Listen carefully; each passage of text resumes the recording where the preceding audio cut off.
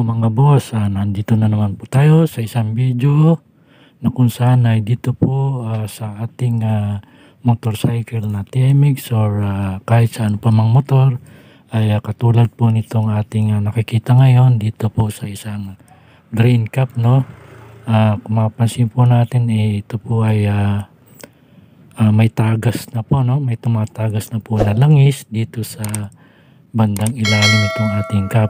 So, bakit po may tagas ito? So, mag-iisip po tayo kung saan po ito nanggagaling. So, ito pong cup na ito ay meron po siyang isang tinatawag na O-ring, no? Isang goma na kung saan ay nakasiksik dyan sa loob ng ating drain cap, no? So, katulad po nitong ating papakita ngayon, ito po yung ating O-ring, no? Tinatawag, ito po yun. Ito po yung part number niya or code number niya, kung saan ito po yung original na O-ring niya. Ito po yung nakikita nyo ngayon. So, yan po ang dahilan kung bakit po tumatagas or may leak itong ating drain cap. So, ito po ay ating titingnan at palitan na rin po.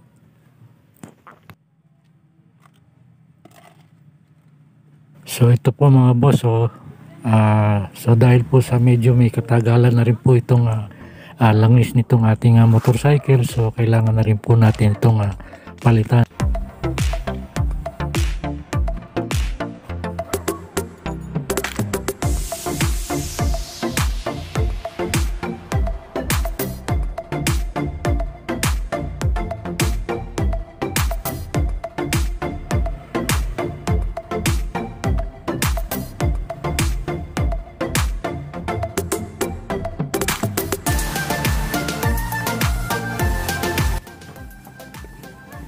So ito nga po yung sinasabi natin kaninang O-ring na kung saan tumatagas po kanina. So yan po yung nakasiksik dyan sa gilid.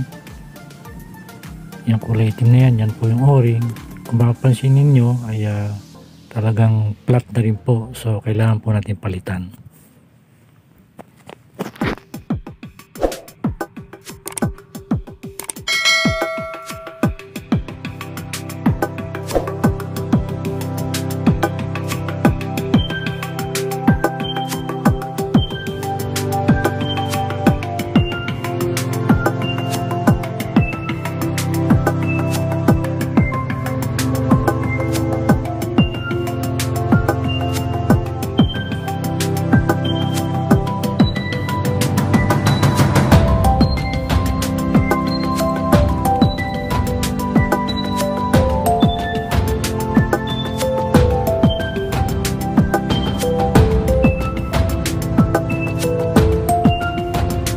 Yan boss, kung mapansin nyo, yung pong O-ring na ito ay pit-pit na po talaga. So, dyan po ang dahilan kung bakit po may tagas na po itong ating drain cap.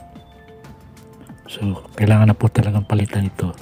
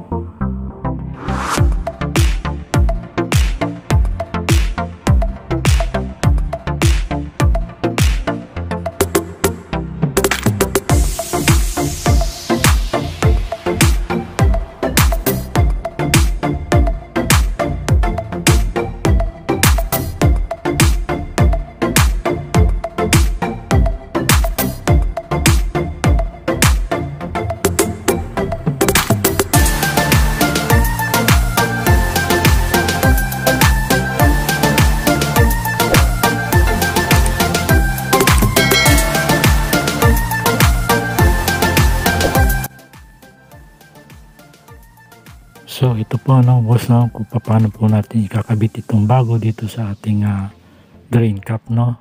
Kailangan po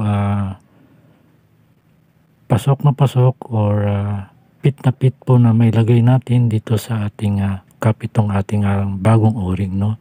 So kailangan po nakalapat talaga kasi po delikado po yan or maaari pong mapunit o maputol pagka hindi po nakapasok ng maayos o mabuti itong ating o-ring. So kailangan po pasok na pasok.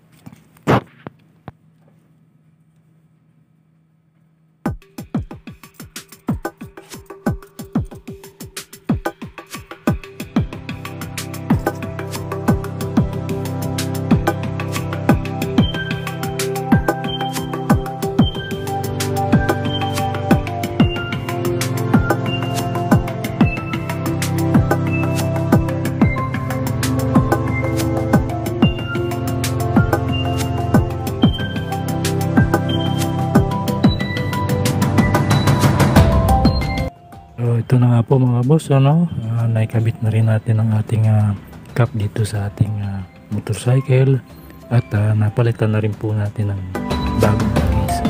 So marami pong salamat sa inyo at sana po nakatulong itong video sa inyo. Maraming salamat.